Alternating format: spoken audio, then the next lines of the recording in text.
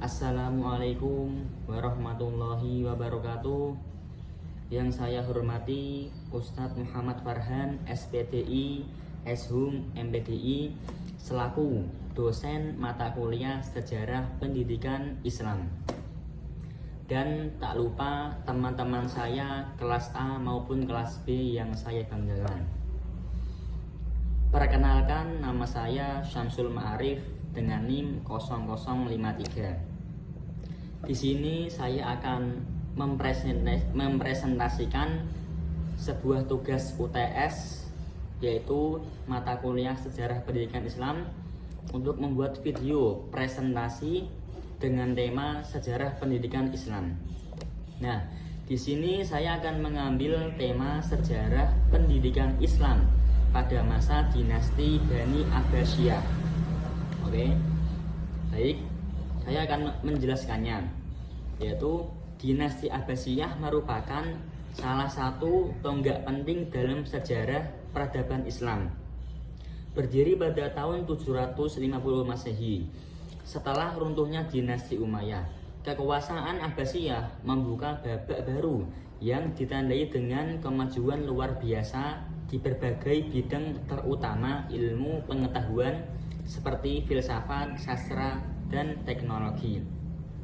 Berpusat di Baghdad, kota yang kelak dikenal sebagai ibu kota intelektual dunia.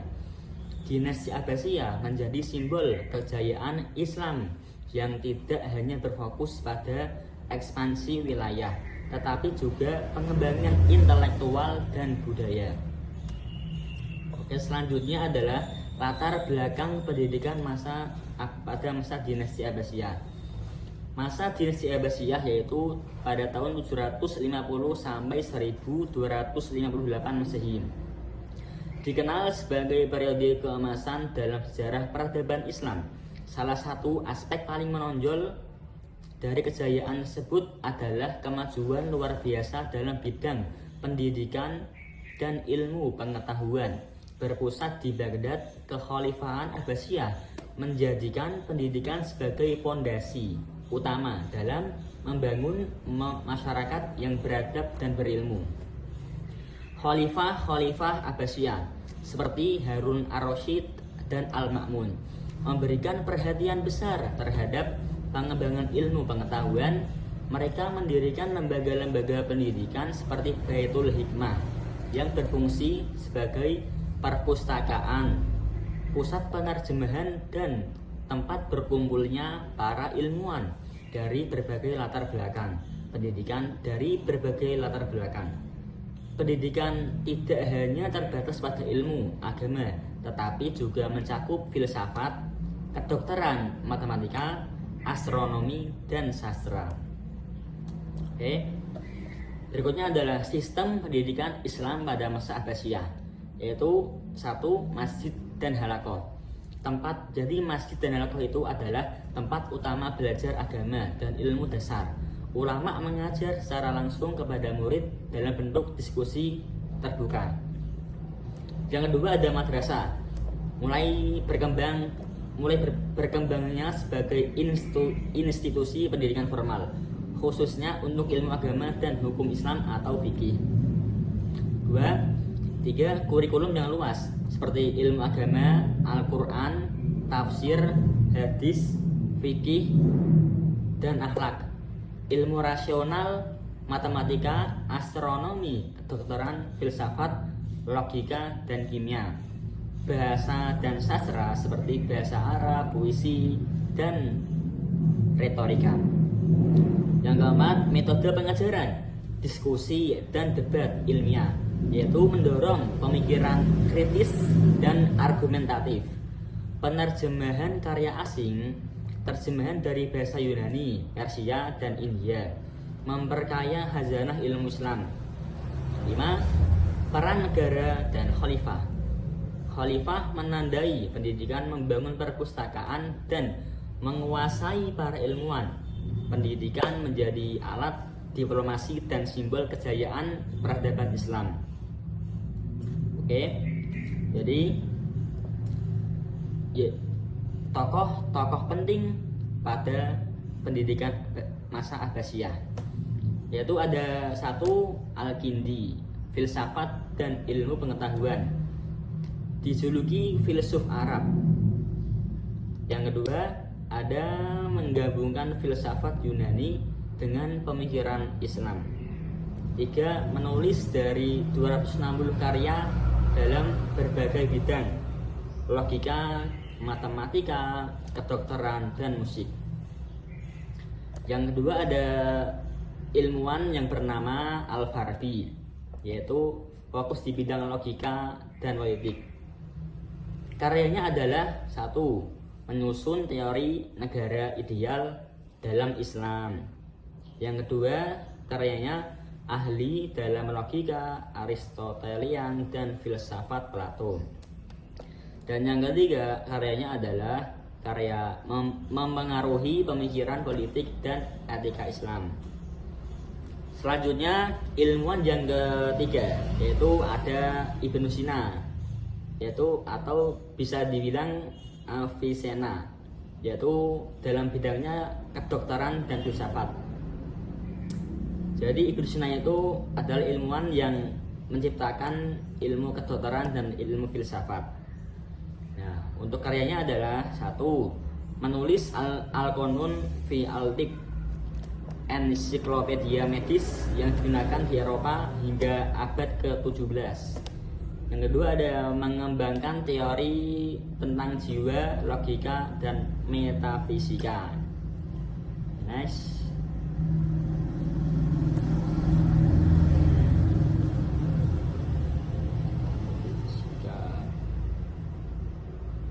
Dan yang keempat ada ilmuwan Al-Khawarizmi, yaitu yang ilmuwan itu berfokus pada bidang matematika dan astronomi. Bisa disebut Bapak Aljabar, kata algoritma berasal dari namanya, yaitu menyusun sistem angka Hindu sampai Arab yang kita gunakan sekarang. Yang kelima ada ilmuwan yang bernama Jabir Ibnu Hayyan. Yaitu ilmuwan yang menciptakan ilmu kimia, yaitu pelopor ilmu kimia eksperimental, terus menemukan berbagai zat kimia dan teknik distilasi. Lanjut ada ilmuwan keenam yaitu Ibnu Al-Haytham, atau bisa disebut Al-Hazen. Terkenal karena teorinya mengenai optik yang membantah bahwa mata mengirimkan cahaya, tetapi benda yang mengirimkannya cahaya ke mata. Oke. Selanjutnya adalah peran perpustakaan dan penerjemahan pada masa dinasti Abbasiyah. Peran perpustakaan pusat intelektual dunia. Satu, yaitu Bait Al-Hikam, atau bisa disebut House of Wisdom, yaitu didirikan oleh Khalifah Harun ar-Rasyid dan dikembangkan oleh Al-Ma'mun. Itu Bait Al-Hikmah di Baghdad menjadi pusat ilmu pengetahuan terbesar di dunia Islam. Oke, selanjutnya adalah fungsi utamanya, yaitu meliputi satu, perpustakaan umum dengan koleksi naskah dari berbagai bidang ilmu. Dua, pusat kajian ilmiah dan diskusi para cendekiawan. Dan tiga, tempat penelitian dan observasi ilmiah. Dan yang keempat yaitu lembaga pendidikan dan pelatihan ilmuwan.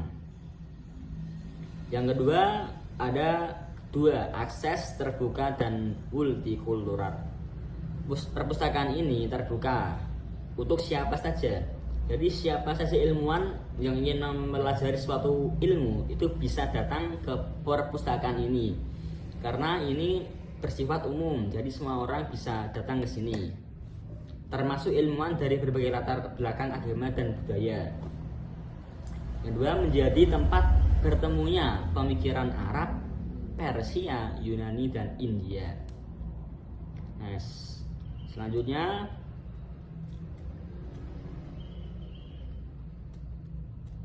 ada Peran penerjemahan jembatan peradaban. Perannya adalah 1. Penerjemahan karya-karya klasik, yaitu 1. Pemerintah Abbasiyah mengirim utusan ke Bizantium dan India untuk memperoleh naskah-naskah ilmiah kuno. Yang kedua, karya-karya dari Aristoteles, Galen, Ptolemy, dan Hippocrates diterjemahkan ke dalam bahasa Arab. Bahasa Arab menjadi bahasa ilmu pengetahuan internasional selama berabad-abad.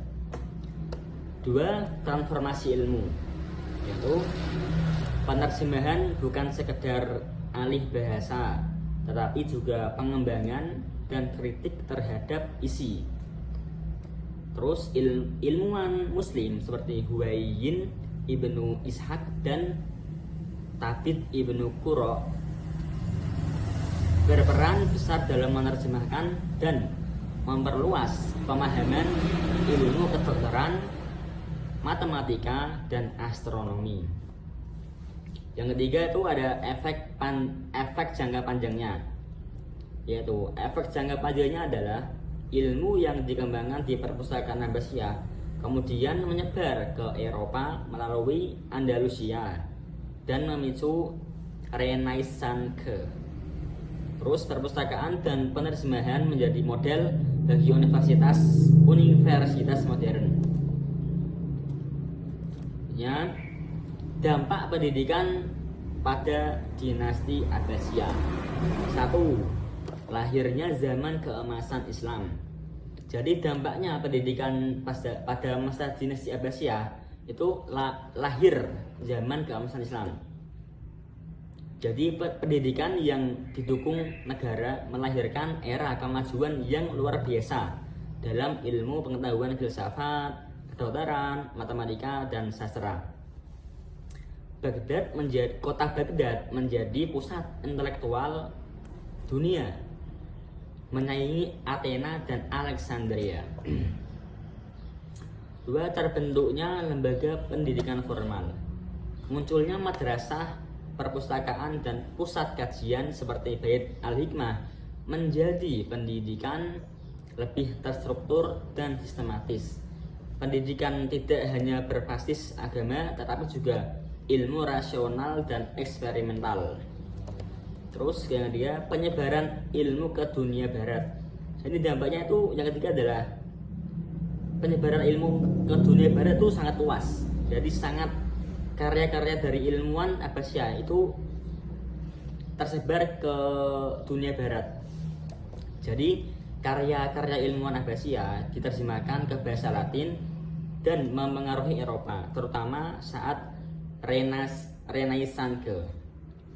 Terus Andalusia menjadi jembatan penyebaran ilmu dan dunia Islam dari dunia Islam ke barat.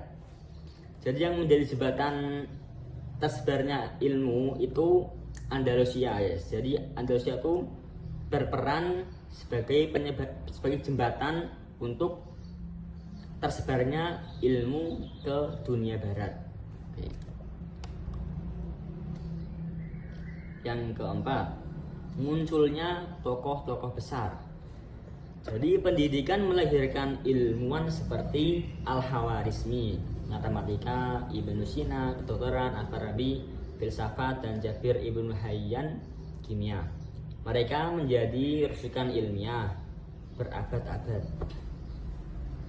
Yang kelima, perubahan sosial dan budaya. Pendidikan mendorong mobilitas sosial. Siapapun bisa menjadi ilmuwan atau ulama tanpa memandang asal usul etnis atau sosial atau status sosial. Terus masyarakat menjadi lebih terbuka terhadap ilmu dan peradaban pandangan. Dan yang keenam, penguatan identitas Islam sebagai peradaban ilmiah. Islam tidak hanya dikenal sebagai agama, tapi juga sebagai peradaban yang menjunjung tinggi ilmu, pengetahuan, dan pendidikan. Tradisi belajar dan berpikir kritis menjadi bagian dari budaya umat Islam. Nah, jadi Kekuasaan dinasti Bani Abbasiyah adalah melanjutkan kekuasaan dinasti Bani Umayyah. Dinamakan Daulah Abbasiyah karena para pendiri dan penguasa dinasti ini adalah keturunan Abbas, paman Nabi Muhammad SAW. Abdullah As-Soffah ibnu Muhammad ibnu Ali bin Abdullah ibnu Al-Abbas ialah pendiri dinasti Abbasiyah. Kekuasaan Bani Abbasiyah berlangsung dalam waktu yang panjang sekali selama 5 abad, yaitu dari sejak tahun 750 hingga 1258 Masehi. Kelompok Abbasiyah merasa lebih berhak untuk menguasai kekhalifahan Islam daripada Bani Umayyah karena mereka adalah cabang Bani Hashim yang secara nasab lebih dekat dengan Nabi Muhammad SAW. Nah, menurut mereka, kelompok Umayyah secara paksa menguasai khalifah Islam melalui tragedi perang Siffin. Oleh karena itu, untuk mendirikan dinasti Abbasiyah, mereka melakukan gerakan pemberontakan terhadap dinasti Umayyah. Proses pendukung dan penyebaran ide yang dilakukan secara rahasia, dan strategi kedua yaitu sistem yang dilakukan secara terang-terangan dan himbauan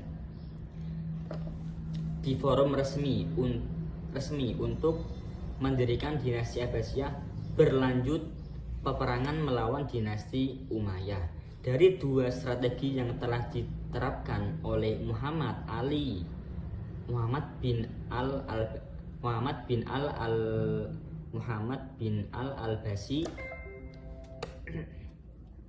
bin Al-Abbasi bersama temannya sejak akhir abad pertama, yaitu tahun 130 atau 750 Masehi, akhirnya membuahkan hasil. Dengannya berdiri dinasti Abbasiyah. Pada masa dinasti Abbasiyah inilah masa kejayaan Islam mengalami puncak keemasan. Pada masa itu kemajuan dalam berbagai bidang mengalami peningkatan, seperti bidang pendidikan, ekonomi, politik, dan sistem pemerintahannya. Oke, para khalifah pada masa dinasti Abbasiyah merupakan tokoh yang kuat dan cinta ilmu pengetahuan, sekaligus merupakan pusat kekuasaan politik dan agama. Di sisi lain, ilmu pengetahuan sekaligus merupakan pusat kekuatan politik. Di sisi lain, kemakmuran masyarakat pada saat ini mencapai tingkat tertinggi pada masa ini. Pula umat Islam banyak melakukan kajian kritis terhadap ilmu pengetahuan sehingga berhasil menyiapkan landasan bagi perkembangan filsafat dan ilmu pengetahuan dalam Islam. Tokoh-tokoh pada puncak keemasan dari dinasti ini berada pada tujuan khalifah, yaitu Al-Mahdi, Al-Hadi, Harun Ar-Rasyid, Al-Ma'mun, Al-Mu'tasim, Al-Wasik, dan Al-Mutawakil. Pada masa dinasti Abbasiyah terdapat 5 periode, yaitu periode pertama pada tahun 750 Masehi sampai tahun 847 Masehi. Para khalifah berkuasa penuh. Periode kedua yaitu pada tahun 847 Masehi sampai tahun 945 Masehi, yang disebut periode pengaruh Turki. Yaitu ada periode ketiga, yaitu pada tahun 945 Masehi sampai tahun 1055 Masehi. Pada masa ini dinasti Abbasiyah di bawah kekuasaan Bani Buwayhi. Dan periode keempat yaitu pada tahun 1055 Masehi sampai tahun 1194 Masehi. Ditandai dengan kekuasaan Bani Saljuk atas dinasti Abbasiyah. Periode kelima yaitu pada tahun 1194 Masehi sampai 1258 Masehi. Periode ini Khalifah Abbasiyah tidak lagi berada di bawah kekuasaan dinasti apapun, namun mereka merdeka berkuasa hanya di Baghdad dan sekitarnya. Oke, lanjut. Jadi manusia yang berkualitas pada masa Nabi Muhammad SAW, masa Khulafaur Rasyidin dan Bani Umayyah, tujuan pendidikan hanya satu, yaitu semata-mata karena keagamaan, belajar dan mengajar karena Allah dan tidak lain hanya mengharapkan keridhoannya. Kemudian pada masa dinasti Abbasiyah, tujuan pendidikan adalah mengubah apa yang instruktif, mempersiapkan kebutuhan dan upaya baik dalam perilaku individu maupun kehidupan yang menggabungkan perspektif pribadi, sosial, dan profesionalisme. Tujuan tersebut diringkas sebagai berikut. Pertama, satu, tujuan keagamaan dan akhlak. Seperti pada zaman dahulu, anak-anak belajar membaca dan menghafal Al-Quran agar mereka dapat mengikuti ajaran agama serta berakhlak menurut agama Islam. Tujuan yang kedua adalah komunitas para pemuda belajar dan menuntut ilmu agar di kemudian hari dapat mengubah dan memperbaiki masyarakat yang maju dan makmur. Selanjutnya tujuan yang ketiga, yaitu cinta ilmu, pengetahuan mereka pindah ke seluruh negeri muslim untuk memuaskan jiwanya yang haus akan ilmu, pengetahuan untuk menuntut ilmu. Keempat, yaitu tujuan materi untuk mencapai nafkah yang layak dan pangkat yang tinggi. Berikut ini adalah lembaga-lembaga pendidikan Islam yang terdapat pada masa dinasti Abbasiyah. Satu, ada lembaga Kutab. Kutab merupakan salah satu lembaga pendidikan yang sudah ada sejak masa Rasulullah SAW. Nah, Kutab adalah lembaga pendidikan tingkat dasar yang mengajarkan untuk membaca dan menulis. Setelah itu bertambah kepada pengajaran Al-Quran serta pengetahuan agama tingkat dasar. Hal pokok agama Islam seperti cara berwudu, sholat, puasa, dan sebagainya. Yang kedua ada masjid. Masjid sudah menjadi aktivitas beragama, informasi beragam. Informasi tentang kehidupan umat Islam menjadi tempat bermusyawarah, tempat menggali masalah, tempat mengantarkan pencerahan agama, serta informasi lain dan juga melaksanakan pendidikan. Guna masjid bukan hanya untuk ibadah saja, melainkan berperan bagaikan pusat aktivitas pembelajaran serta kebudayaan. Selain sebagai tempat ibadah dan pusat pendidikan, masjid juga berfungsi sebagai tempat penyimpanan koleksi kitab dan buku. Yang ketiga ada pendidikan rendah di sana atau kuruhur. Jadi kuruhur muncul berawal dari paradigma para pejabat yang memiliki anak di istana, bahwa tujuan pendidikan adalah mempersiapkan murid agar dapat menjalankan tugasnya dengan baik ketika sudah dewasa. Oleh karena itu, ingin dimodel apa watak seorang anak, dari sinilah semuanya direncanakan. Arah tujuan pembelajaran anak di istana telah didesain oleh orang tua mereka, bahkan oleh tenaga pendidikan yang mengajar. Pendidik hanya mengajarkan apa yang telah digariskan oleh pembesar istana kepada putra dan putrinya. Oke. Ada toko buku. Banyak toko buku yang telah dibangun pada masa itu yang dapat dijadikan sebagai bukti bahwa minat membaca masyarakat muslim sangatlah tinggi. Toko buku yang sebagai sentral pendidikan dimulai semenjak dini pada Kekhalifahan Abbasiyah. Al-Yaqubi meriwayatkan jika pada masa ibu kota negeri diramaikan oleh ratusan toko buku yang berjejer-jejer sepanjang jalan di Damaskus dan Kairo. Sangat terkait dengan volume besarnya toko buku, maka tidak lebih besar dari ruangan samping masjid. Namun terdapat pula toko-toko yang sangat besar buat pusat penjualan sekaligus sebagai pusat kegiatan para pakar serta menyalin naskah para penjual buku ini sendiri.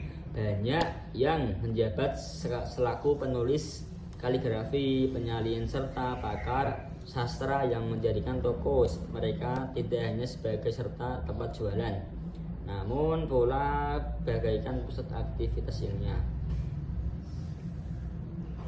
Selanjutnya ada rumah ulama. Orang yang pertama kali mengajarkan ini adalah Nabi Muhammad SAW, yakni menjadikan rumah sahabat Arqam bin Abi Al-Arqam sebagai lembaga pendidikan Islam pertama kali. Jadi rumah pertama kali yang dibuat untuk pendidikan adalah rumah dari sahabat Arqam bin Abi Al-Arqam. Mengapa demikian? Karena memang saat itu orang yang memeluk Islam belum banyak, sehingga ancaman tekanan dari kafir Quraisy sangatlah nyata dan keji jika Nabi dan para sahabat secara terang-terangan untuk belajar berdakwah menyampaikan agama Allah Subhanahu wa taala di rumah ulama-ulama terutama inilah dijadikan sebagai tempat belajar, sebagai tempat untuk tukar menukar informasi, berdiskusi, serta diadakan kajian ilmiah tentang bagaimana macam keilmuan. Oke. Dan yang terakhir ada observatorium. Observatorium atau rumah sakit juga dijadikan sebagai pusat pendidikan, yakni tempat kajian ilmu pengetahuan dan filsafat Yunani serta transaksi ilmu kedokteran sebagai kerangka awal pendidikan multikulturalisme di lembaga pendidikan. Observatorium dan rumah sakit merupakan dua hal yang berbeda, namun secara praktis keduanya memiliki hubungan yang sangat erat di masa itu. Karena memang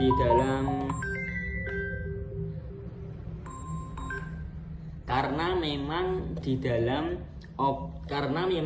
observatorium itu diajarkan tentang hal ihwal yang berkaitan dengan ilmu medis secara praktis sebagaimana yang diterapkan di rumah sakit.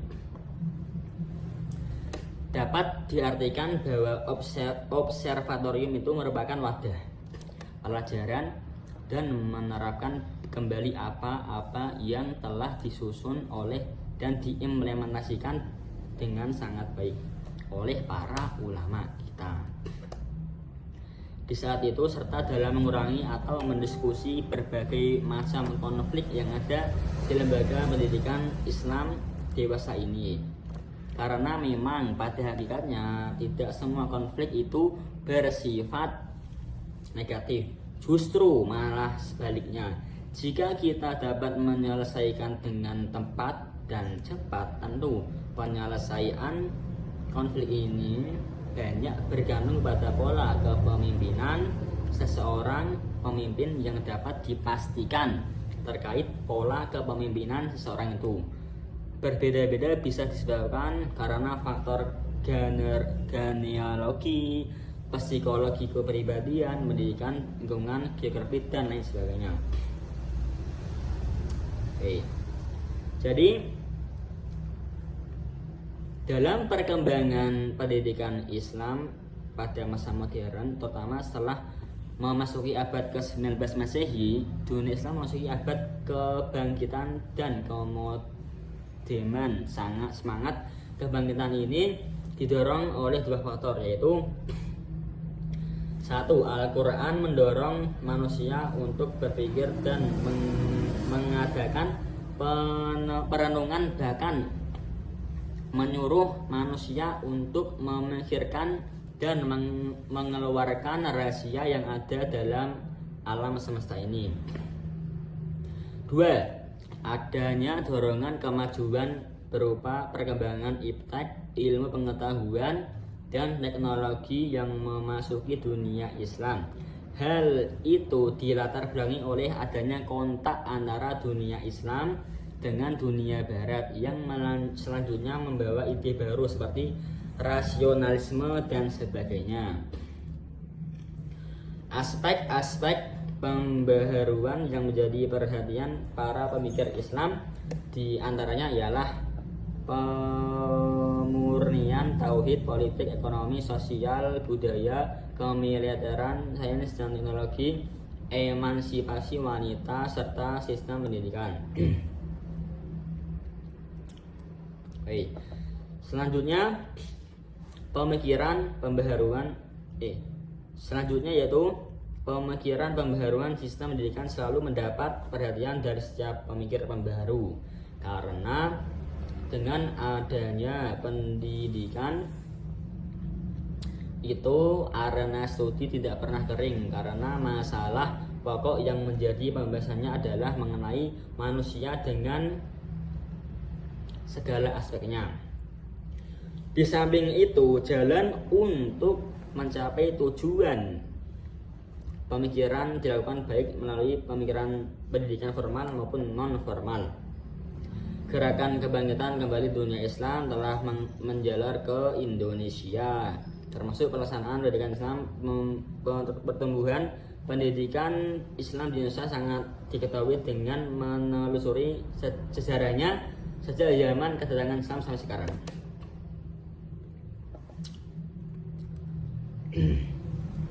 Selanjutnya, Harun Nasution menyebutkan bahwa pada zaman kolonial Belanda tersedia beraneka ragam bagi orang Indonesia untuk memenuhi kebutuhan berbagai lapisan masyarakat. Ciri khas dari sekolah-sekolah itu ialah tidak adanya hubungannya yang baik diantaranya. Namun lambat laun sekolah-sekolah yang terpisah itu terjalin hubungan yang erat sehingga terdapat suatu sistem yang menunjukkan kebulatan.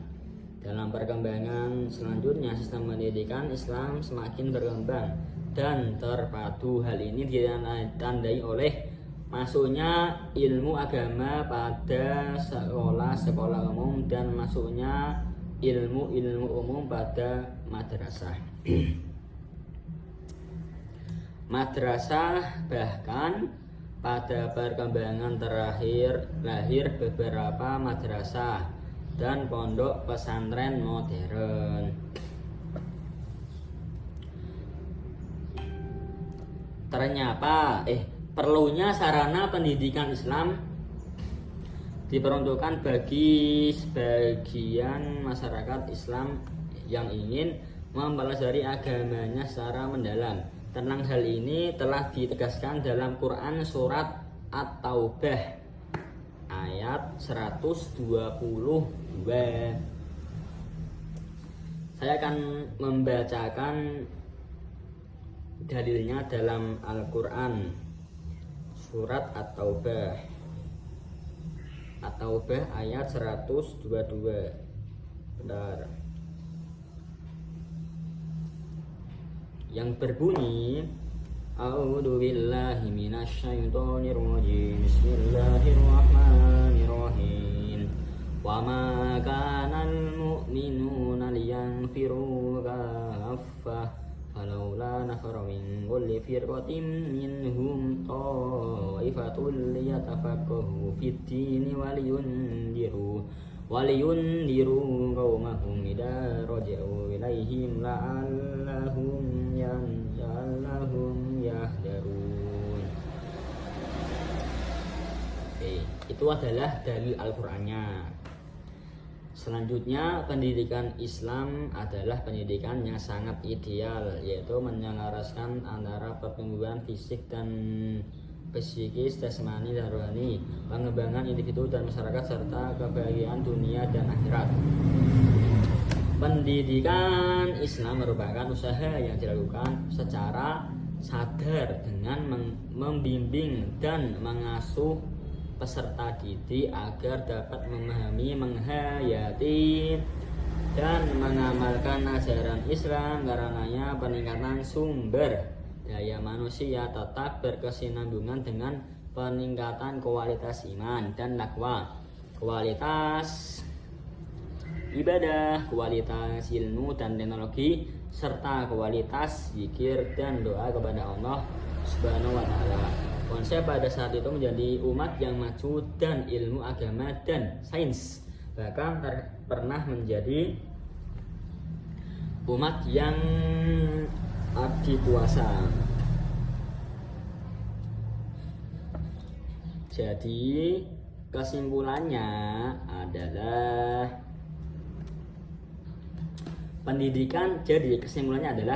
pendidikan Islam pada masa dinasti Abbasiyah mencapai puncak kejayaan dan menjadi fondasi penting dalam membentuk peradaban Islam yang maju, terbuka dan berpengaruh secara global. Dukungan penuh dari masa para khalifah terhadap ilmu pengetahuan melahirkan sistem pendidikan yang terstruktur, inklusif, dan multidisipliner.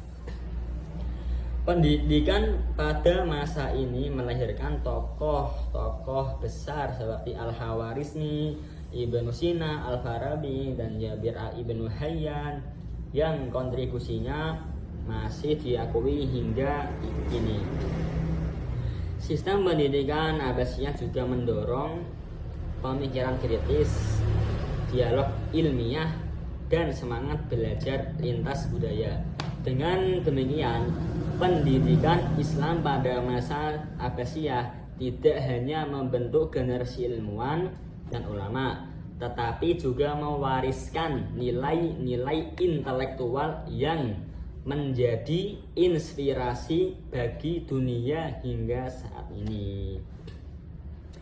Nah, sampai sini saja yang bisa saya sampaikan di video kali ini. Bila ada kesalahan kata atau ucapan yang kurang enak, mohon dimaafkan. Terima kasih. Wabillahi taufiq wal hidayah. Wassalamualaikum warahmatullahi wabarakatuh.